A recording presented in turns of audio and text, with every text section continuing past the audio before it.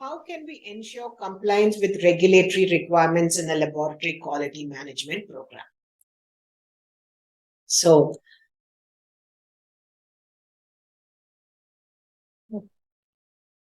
the ways in which we can ensure compliance is first, we understand the regulations. Then develop policies and procedures, train personnel, conduct internal audits, participate in proficiency testing, and stay up to date with the changes in regulations. Now, each one of this, why is it so important?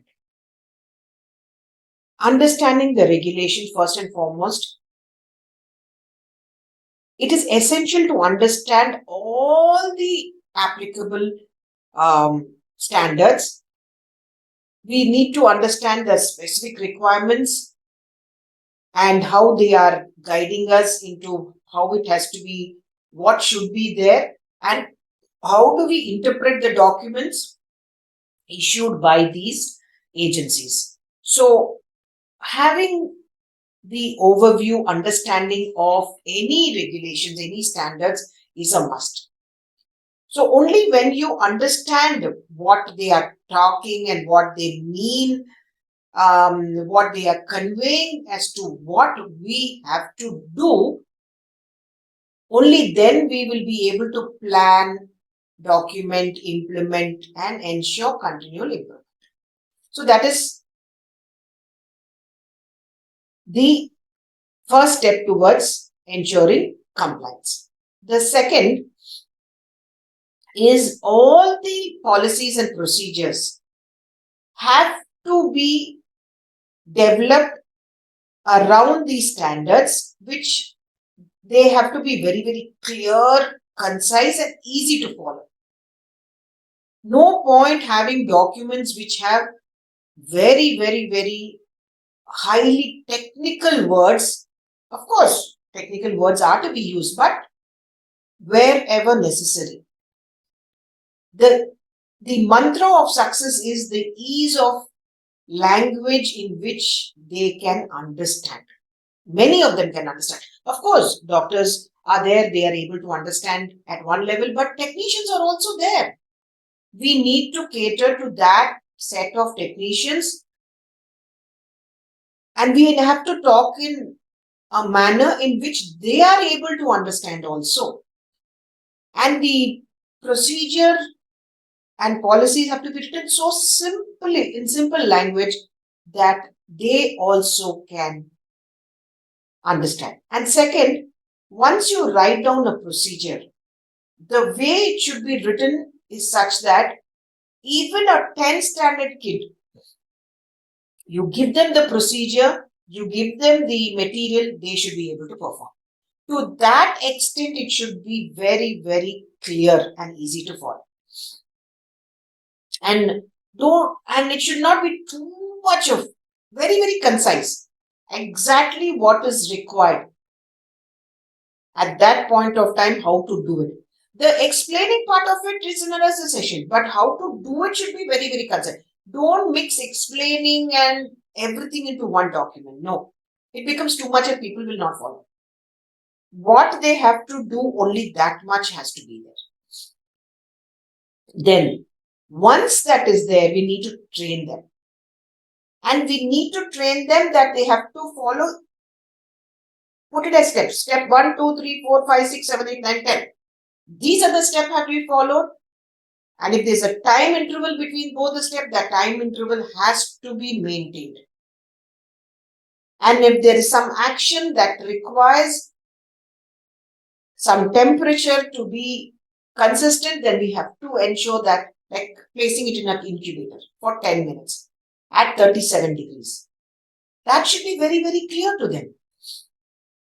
So the training part of it also we should give in such a way that it is just not theory. We have to handhold them, show them. For that, we need to know how to do it. Show them every step. You have to do it this way, you have to do it this way, you have to do it this way. Record it so that the next person you don't have to keep on telling. That is one way in which you can reduce your burden and ensure that they are doing it. keep a person to monitor and observe them whether they're doing it correctly. That is the only way we can ensure compliance to the standards. Now, conducting audits. It is human tendency that when somebody is coming for inspection, when somebody is coming home, you tidy up your home, you put everything in order because you don't want them to feel that we are not systematic. So, audits are the fact finding machine, not fault. Facts. These are the facts.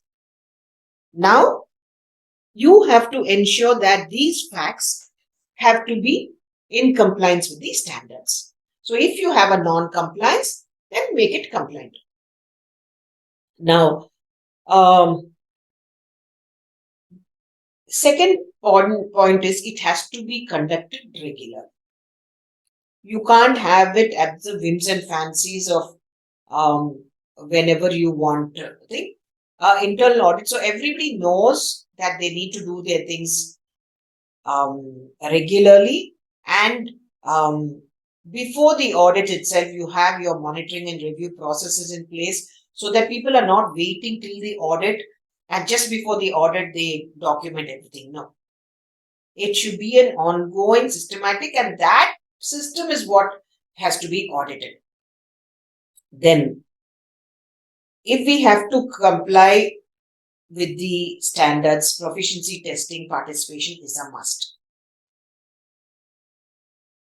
That's the only way we can demonstrate that compliance to the standards. And we all know proficiency testing involves running the samples alongside with our samples and ensuring that when that report comes, we know, and if it is passed, we know that all our samples also have passed.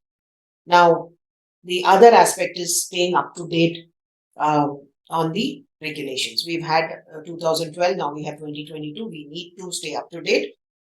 All the changes that wherever it has to be made. And also, we need to ensure that our staff participate and attend the conference and seminar and being organized. And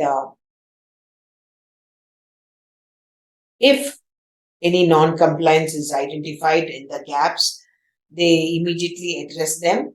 And sometimes the changes are quite a bit that we need to revisit the policy and procedures and ensure we additionally train the staff to comply with these new policies and procedures and implement them just like how we were implementing the old ones. Now, if we follow all these steps, remember, we can maintain a very, very robust system in compliance with the regulatory bodies. So that is how we ensure compliance.